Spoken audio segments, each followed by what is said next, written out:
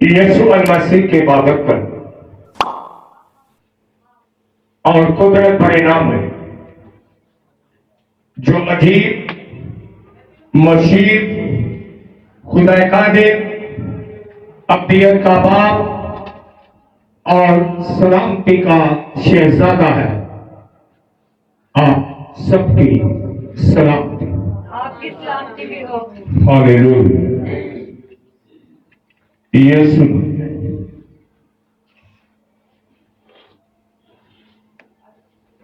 यीशु मसीह के बाबरकत और कुदरत परिणाम में कि आज के दिन में खुदा ने हमें ये वक्त दिया कि हम उसके कलाम को सुने। तमाम देखती आंखों और सुनते कानों और हाजिर जमात यीशु मसीह के बाबरकत नाम में आस पड़ोस गली मोहल्ला सबकी सलामती हो। खुदा के जिंदा और मुकद्दस कलाम में मत्ती रसूल की अंजील उसका 13 बाब और तीसरी आयते मुकद्दसा से लेकर 9वीं आयते मुकद्दसा तक खुदा के कलाम को पढ़ेंगे। और ये कलाम हमने जिंदगी में बड़ी दफा पढ़ा और सुना होगा। कलाम जिंदगी को तब्दील करता है। कलाम दिल दिमाग सोच ख्याल को पाक करता है। शर्त कि हम खुदा की तरफ ध्यान दें, शर्त कि हम अपने पूरे दिल, अपनी पूरी जान और अपने पूरी अकल के साथ खुदा के कलाम को सुने।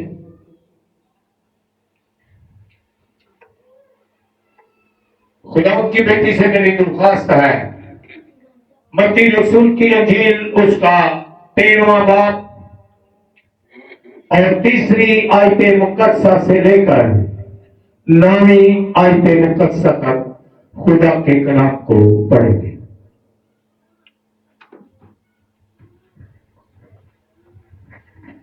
और उसने उनसे बहुत सी बातें तफसीलों में कही कि देखो, एक बोने वाला बीज बोने निकला और बोते वक्त कुछ दाने राह के किनारे गिरे और परिंदों ने आकर उन्हें चुग लिया।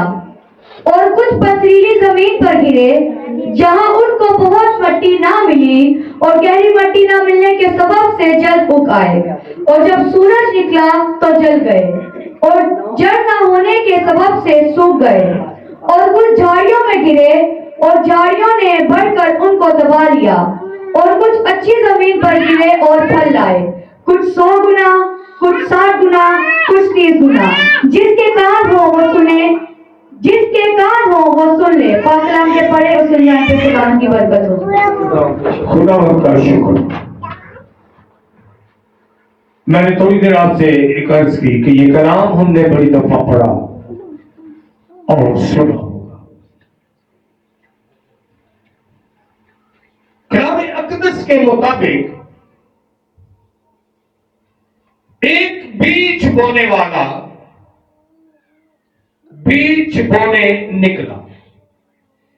ये तमसील सैयदाना रब्बना ज़ुल जलाल यीशु मसीह ने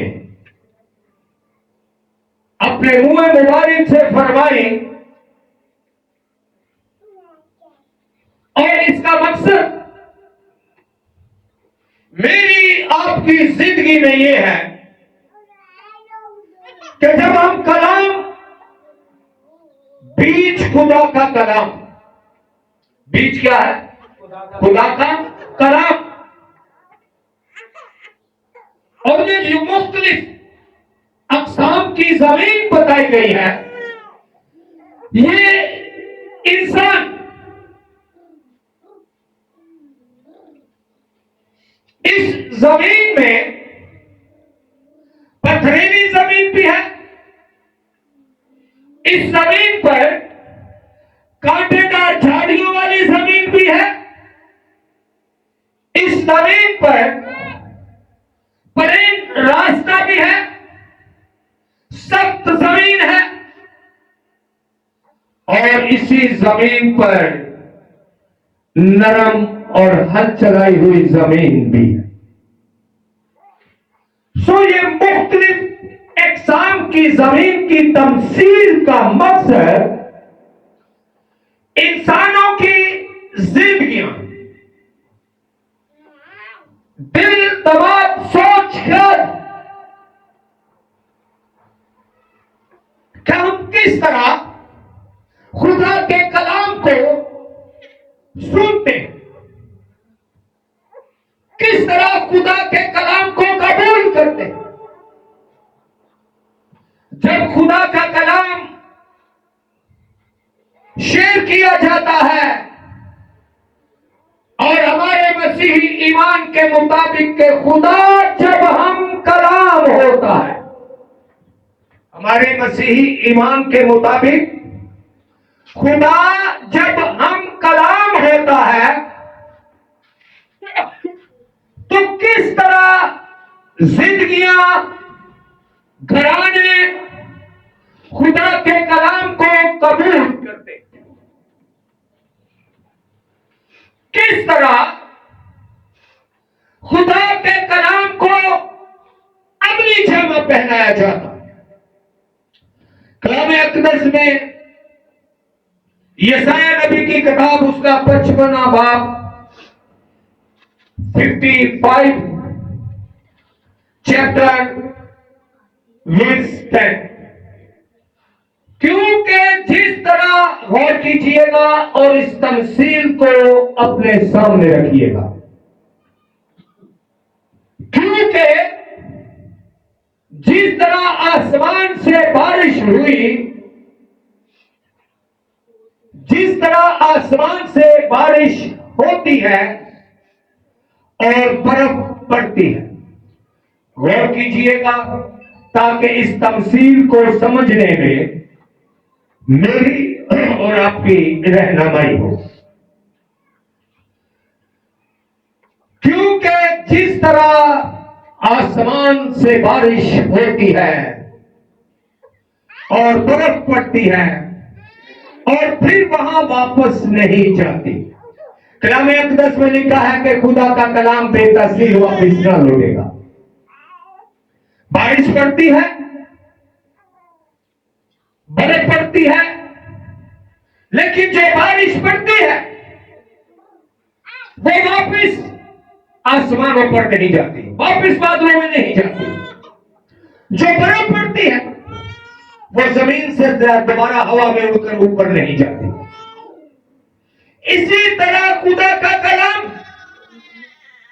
लिखा है, फिर वो वहां वापस नहीं जाती, बल्कि जमीन को सैराब करती है। क्या करती है? जमीन को सैराब करती है और उसको शादाबी और रोईदगी का बाइस होती है, ताकि बोने वाले को बीज और रोटी वाले को रोटी दे, और खाने वाले को क्या दे? रोटी दे। किसान जब खेत में हल चलाता है, जब फसल बोता है तो उसे क्या मिलता है? बीज मिलता है। थोड़ा सा बीज बोता है और बहुत ज्यादा गंदा उठाता है, उनमें गला आम लोगों के लिए खाने की रोटी का बाइस बनता है। सो कलामे खुदा के मुताबिक जमात में, चर्च के अंदर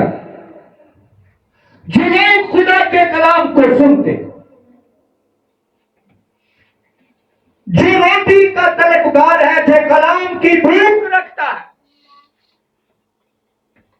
जो कलाम की भूख रखता है, वो आसमानी रोटी पाता है, वो आसमानी कलाम, वो जिंदगी का कलाम पाता है, वो हमेशा की जिंदगी की राहों से वाकफियत हासिल करता है।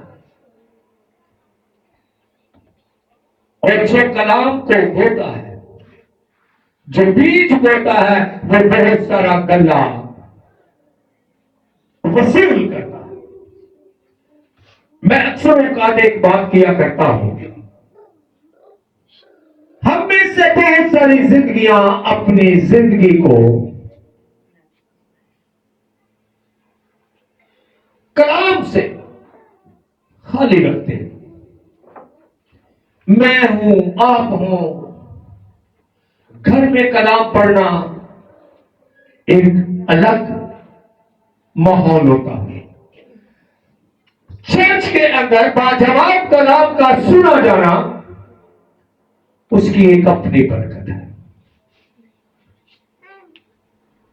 बहुत दफा लोग टीवी पर गुजारा करते हैं, सुने खुदा के कलाम को। बहुत सारे लोग मोबाइल पर गुजारा करते हैं, मैंने मोबाइल पर सुना, मोस्ट वेलकम। लेकिन एक बात आज आपको बताता चलूं,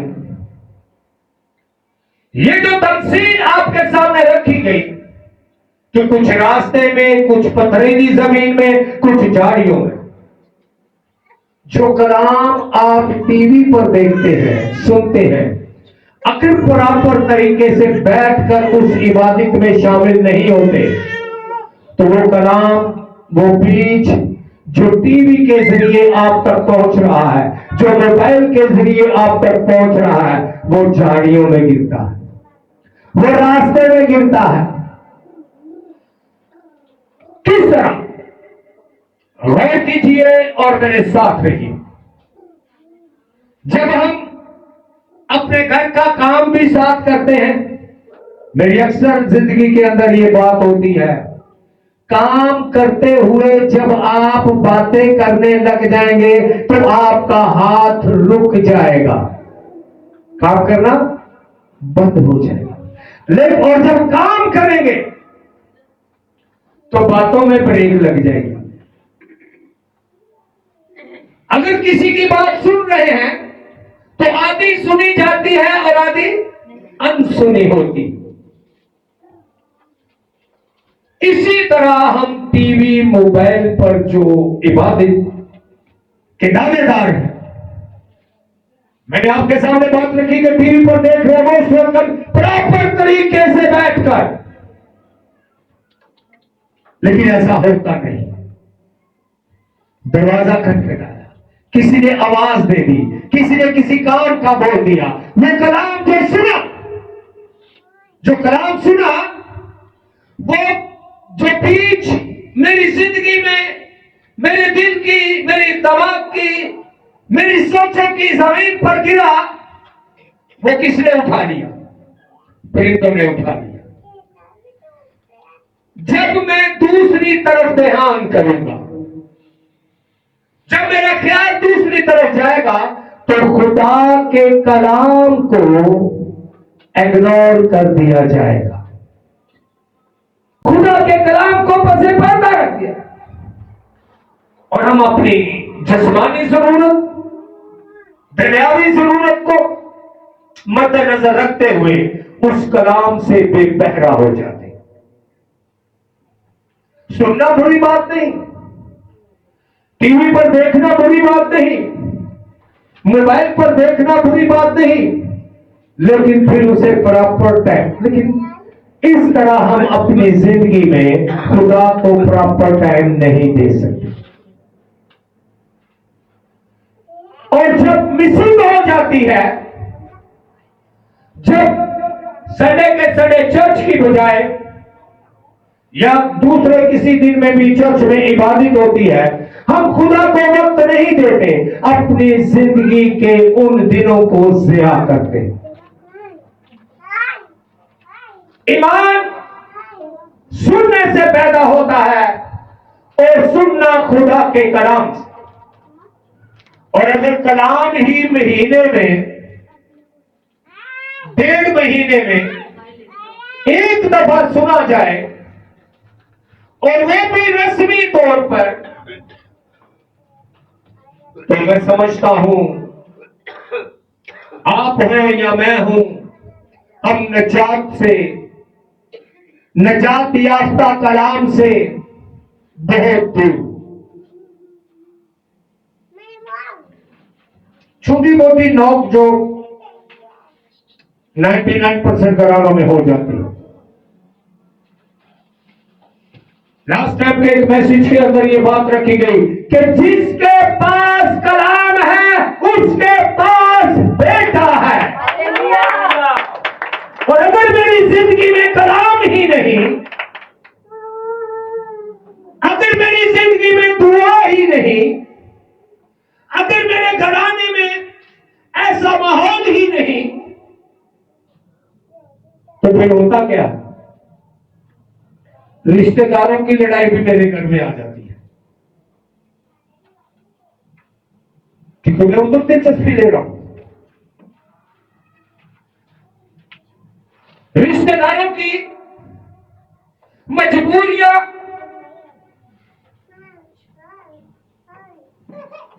उनका मेल मिलाप हमें खुदा से दूर करता है। महीने 15 दिन में जब हम कलाम को सुनते हैं तो वो इस मिसाल के मुताबिक उस पथरीली जमीन पर गिरता है जिसको मिट्टी हल्की फुल्की मिलती है, पौधा निकलता है, धूप लगती है, सूरज आता है। सूरज क्या करता है? सूरज आता है। उसकी धूप से मिट्टी ज्यादा ना होने की वजह से वो पौधा जल जाता है, क्योंकि उसकी जड़ों को मिट्टी नहीं मिलती और जड़ें कमजोर होती हैं। और जड़ों के कमजोर होने से हम इसी तरह कलाम को अपनी जिंदगी में लेते हैं। अगर कभी गौर करके दुआ की गई हो, कलाम को सामने रखा गया हो, लेकिन जब प्रॉपर तरीके से खुदा के साथ वास्ता नहीं, तो मुसीबतें, मुश्किलें, अब जो पौधा पथरीली जमीन पर जो बीज गिरता है, जो बीज पथरीली जमीन पर गिरता है, सूरज की तपश पड़ती है। क्या होता है? सूरज की तपश पड़ती है। और जब सूरज की तपश पड़ती है तो इसको हम अपनी जिंदगी में कैसे देंगे? मेरी जिंदगी में कलाम पर मैंने गौर किया, पढ़ा, सुना, लेकिन जब पूरे दिल से नहीं, पूरी जान से नहीं, पूरी अकल से नहीं, पता चलता है कि चर्च से घर गए तो कोई ना कोई रिश्तेदार, कोई बहन पूरा आके बैठा है। गौर कीजिए अपनी निजी जिंदगी पर। मुश्किलात सामने आ जाती हैं, लड़ाई झगड़े सामने आ जाते हैं, और जब उस लड़ाई झगड़े में, उस मुश्किल में हम अपनी जिंदगी को अनवाल करते हैं, जब हमारी जिंदगी उस झगड़े, उस मुश्किल को अपने ऊपर लेती है, तो वो कलाम जो बीज मेरी जिंदगी में बोया गया, वो बीज उगता तो है, लेकिन दुनियावी सोचों, दुनियावी मसले मसाइल, झगड़ों, मुश्किलों की वजह से वो पौधा क्या करता है? मुरझा जाता है। और ऐसा मुरझाता है कि अगले संडे, उससे अगले संडे, उससे अगले संडे कोई वास्ता ही नहीं। कोई वास्ता ही नहीं रहता खुदा से। मुझे बड़ी अच्छी तरह याद है, लास्ट ईयर्स के शुरू में, पिछले नए साल पर ये बात रखी गई कि life in Jesus Christ church Pakistan की कलीसिया के लिए 2024 का साल नजात का साल। आज मुझे और आपको गौर करने की जरूरत है कि क्या वाकई 2024 के साल में मैंने नजात हासिल कर ली है? नजात कहीं से खरीद कर नहीं लानी, नजात किसी के हाथ से नहीं लेनी। नजात यीशु मसीह उसके कलाम को, कलाम मुजस्सम को कबूल करने से। हालेलुया। नजात यीशु मसीह को कबूल करने से। और जो यीशु मसीह को, कलाम मुजस्सम को कबूल करता है उसकी सुनता है, और जो उसकी सुनता है उसको अली जामा पहनाता है। आज गौर कीजिए अपनी जिंदगियों पर, अपने घरानों पर, क्योंकि साल का आखिर होने वाला, एक आध दिन में नया साल शुरू होने वाला। क्या मैंने नजात हासिल की?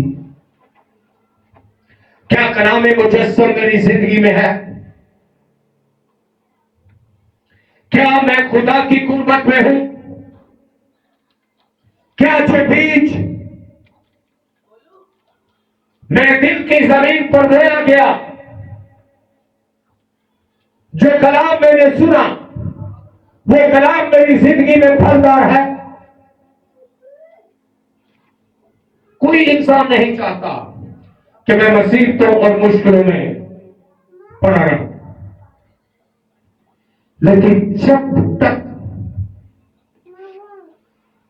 मैं आप खुदा से नहीं छुएंगे, जब तक हम अपने दिल की जमीन को के ऊपर हल नहीं चलाएंगे, जब तक दिल की जमीन को नरम नहीं करेंगे, तब तक खुदा का कलाम हमारी जिंदगी में फलदार साबित ना होगा। यूहन्ना रसूल की अंजील उसके 15वें बाब की 6ठी आयत मुकद्दसा, अगर कोई मुझ में कायम ना रहे, गौर कीजिएगा और मेरे साथ रहिएगा, इस साल के 2024 के साल के आखिरी दिनों में इस आयत को अपनी जिंदगी में ले। अगर कोई मुझ में कायम ना रहे तो वह डाली की तरह फेंक दिया जाएगा। किसकी तरह फेंक दिया जाएगा? डाली की तरह। कौन सी डाली? दरख्त की डाली, जिन्हें पंजाबी से डाली कहते हैं। वो डाली की तरह फेंक दिया जाएगा और सूख जाता है। आप देखें, मुझे आपको पता है कि मैं खुदा के कितना करीब हूं। मुझे आपको मालूम है, और लिखा है कि और लोग उन्हें जमा करके आग में झोंक देते हैं और वो जल जाती है। कौन सी डाली? जो कायम नहीं रहती, जो फल नहीं लाती। इसी तरह इस तमसील के मुताबिक खुदा का कलाम मेरी और आपकी जिंदगी में, अगर कलाम मेरी जिंदगी में फलदार नहीं होता, तो सैयदना रब्बना जुल जलाल यीशु मसीह का फरमान है कि मैं अंगूर का हकीकी दरख्त हूं और तुम मेरी डालियां हो। और जो डाली फल नहीं लाती वो काट दी जाती है और आग में झोंक दी जाती है। अगर आप हमेशा की जिंदगी की तलब रखते हैं, अगर आप हमेशा की जिंदगी पाना चाहते हैं, तो खुदा के कलाम को अपनी जिंदगी, अपने दिल की जमीन पर जगा दें। कलाम के बीज को अपने दिल की नरम जमीन दे। और नरम दिल पता कैसा होता है? जेड़ा बंदा माड़ी जी मुसीबत, माड़ी जी मुश्किल दिल च आंसू गाना शुरू हो जाएगा, असं इन्होंने क्या बड़ा नरम दिल है। जेड़ा बंदा फौरन तरस खा जाए, असं उन्होंने के बड़ा नरम दिल है। जेड़ा बंदा खौफ खा जाए, असं उनके लिए के बड़ा नरम दिल है। और सख्त दिल वो पथरीली, वो नाम वाली जमीन है जिस जमीन पर परिंदे बीज को उठा लेते हैं। और ये परिंदे कौन से हैं? दुनिया की सहूलियत, दुनिया की ख्वाहिशात, दुनिया की जरूरियात, जिस्मानी जरूरियात। कलाम अक़दस के मुताबिक हम बहुत दफा खुदा के कलाम को इस तरह पसे पर्दा रखते हैं कि ये मेरा हक है। इंसान होते हुए, जिंदा इंसान होते हुए, ये मेरा हक है कि मैं ये करूं। हम खुदा के कलाम को पसे पर्दा रखते हुए दूसरों को देखते हैं। लेकिन जो मुसीबतें, जो मुश्किलें हमारी जिंदगी में आती हैं, हम इस बात को सामने रखते हैं कि सारी दुनिया दे नाल है। कलाम अक़दस के मुताबिक जो खुदा के कलाम को अपनी जिंदगी में जगह देते हैं,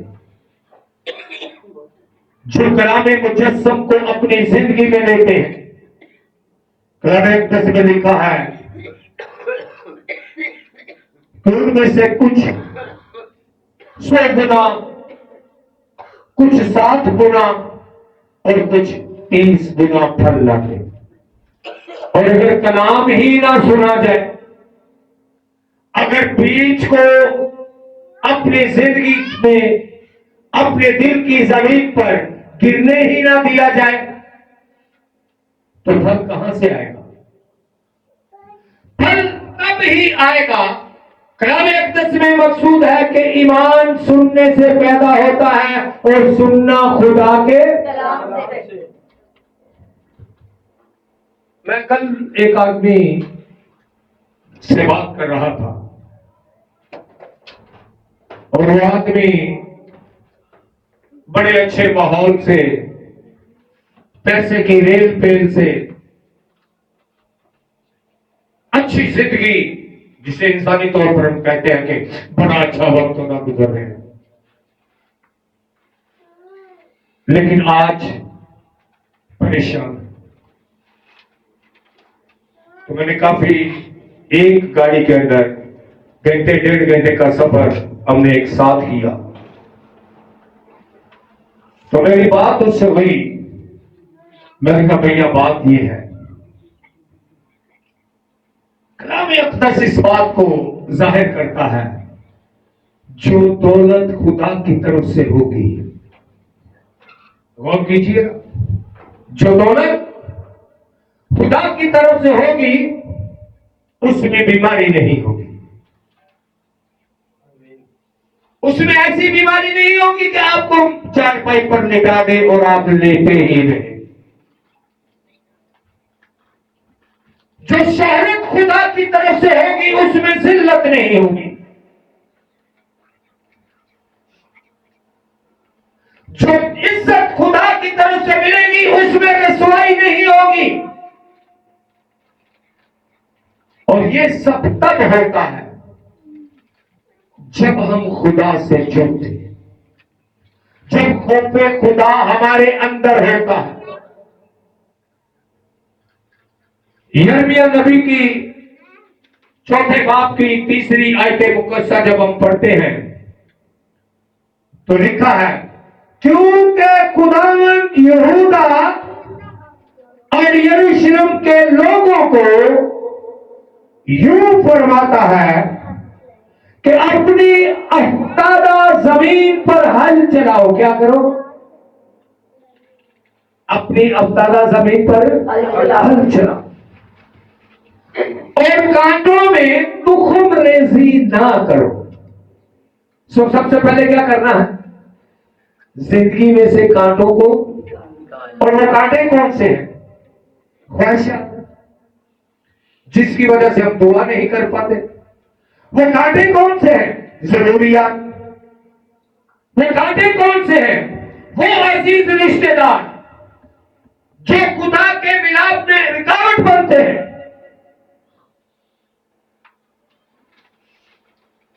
सैयदाना रब्बुल जलाल यीशु मसीह का फरमान है, जो मुझसे ज्यादा अपने भाई, अपनी बहन, अपनी मां को प्यार करता है वो मेरा। अब इसका मतलब हरगिज़ ये नहीं है कि अपने मां बाप को, अपने बहन भाई को प्यार ना करो। मुझसे ज्यादा ताबेदारी, फरमाबरदारी कलाम बताता है मां बाप की, बहन भाइयों की।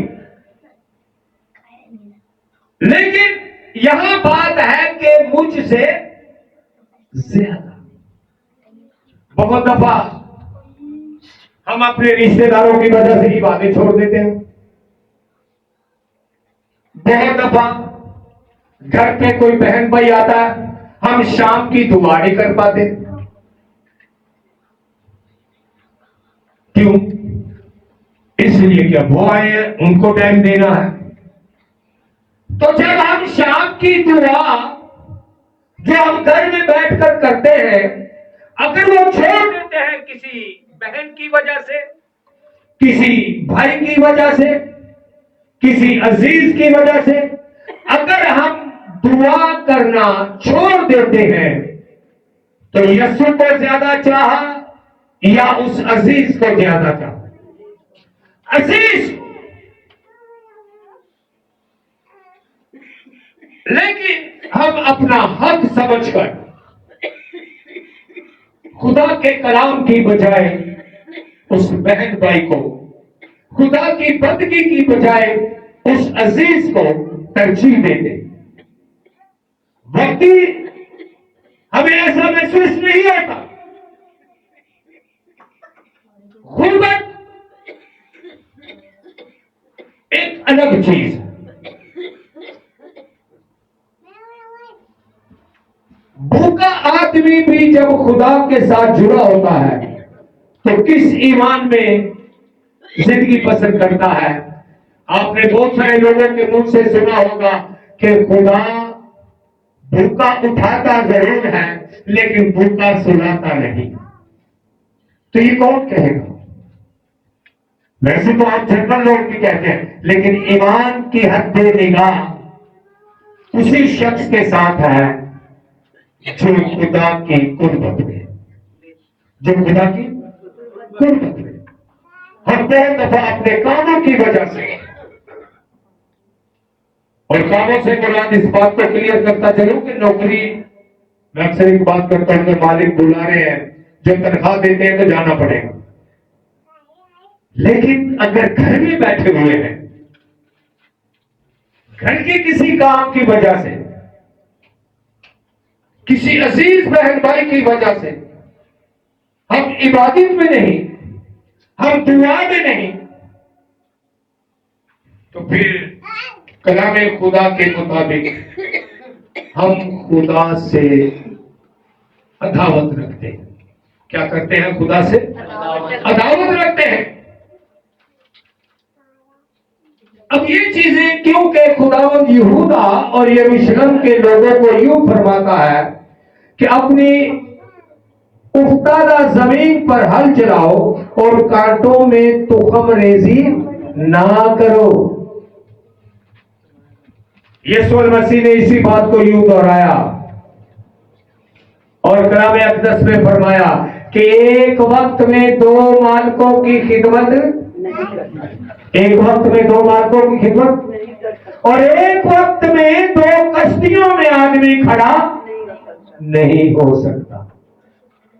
जिसने कश्ती का सफर किया वो जानता है, चप्पू चलाते हुए इधर जा रही है कश्ती, लेकिन पता चला कि जा तो इधर नहीं है लेकिन ऐसे हो गई। सो दो कश्तियों में कदम आदमी खड़ा नहीं हो सकता और एक वक्त में दो मालिकों की खिदमत। इसीलिए कुरान फरमाता है कि पहले उन कांटों को अपनी जिंदगी से दूर करो जो फल को दागदार करते हैं, अपनी जिंदगी से उनको निकालो। आज गौर करने की जरूरत है कि मैं अपनी जिंदगी में किस तरह फलदार बन सकता हूं। खुदा का वक्त खुदा से दे, खुदा का वक्त खुदा को दे, पूरे दिल, पूरी जान, पूरी अकल के साथ। कलाम अक़दस में लिखा है कि आज़मा कर देखो कि मैं खुदावंद तुम्हारा खुदा कैसा खुदा हूं। आज़मा कर देखो, खुदा को वक्त देकर देखे। ये परेशानियां, ये मुसीबतें, मैं कभी भी नहीं चाहूंगा कि मेरी जिंदगी में कोई मुश्किल आए, मेरी जिंदगी में कोई परेशानी आए। किस तरह आती है? अच्छा, लेकिन आज तक मेरी जिंदगी को कमजोर, दागदार तब करती है जब खुदा मेरे साथ में। मैं अक्सर एक बात किया करता हूं, जहां यीशु नाम लिया और पुकारा जाता है, जिस घर में, जिस जिंदगी में यीशु नाम लिया और पुकारा जाता है, वहां से बदरूहें, वबाएं, बीमारियां, मुसीबतें 100 कोस दूर भाग जाती। हालेलुया। वहां से बदरूहें, वबाएं, बीमारियां 100 कोस दूर भाग जाती हैं। और जहां यीशु है, जहां कलामे मुजस्सम है, जहां खुदा का बेटा है, वहां बीमारी आ सकती है लेकिन ठहरे नहीं सकती। वहां मुसीबत, मुश्किल आ सकती है लेकिन मेरी जिंदगी को बर्बाद नहीं कर सकती। लेकिन मेरी जिंदगी को बर्बाद नहीं कर सकती। आज़मा कर देखें कि मैं खुदा, तुम्हारा खुदा कैसा मेहरबान खुदा। लेकिन शर्त कि जब हम उसके कलाम को कबूल करते हैं, जब उसके लिए अपने दिल की जमीन को नरम करते हैं और उस जमीन में जब खुदा का कलाम फलदार साबित होता है, तो तब ये सारे काम होते हैं। मैं एक छोटी सी बात चंद सेकंड के लिए आपसे करना चाहूंगा। लास्ट टाइम पर भी बताया था मैंने, लास्ट दिनों के अंदर मेरे अपने घराने में बड़ी परेशानी आई। बहुत सारे लोग जानते हैं। तो आपकी बुआ जी के साथ काफी मुश्किल पैदा हो गई, पेट में पानी आ गया। मैं अब आपसे सवाल करता हूं, जो पानी पसलियों में पेट में आता है वो किस तरह निकलता है? कोई बता सकता है? इंजेक्शन के जरिए या मेडिसिन के जरिए उसको जलाया जाता है। क्योंकि वो मैदे की नाली में नहीं होता, इसलिए ना वो उल्टा ना वो सीधा किसी तरीके से नहीं निकल सकता। और लास्ट मंथ के अंदर हम इस बड़ी मुसीबत से गुजरे। मैं यहां तक अपने अंदर शर्मिंदा होता था कि यार ये कैसी बीमारी कर गया है। आज से 3 संडे पहले एक संडे ऐसा आया कि सिर्फ दुआ में ईमान के साथ रखा गया। जो मौजूद थे वो जानते हैं कि शफा मांगी नहीं गई,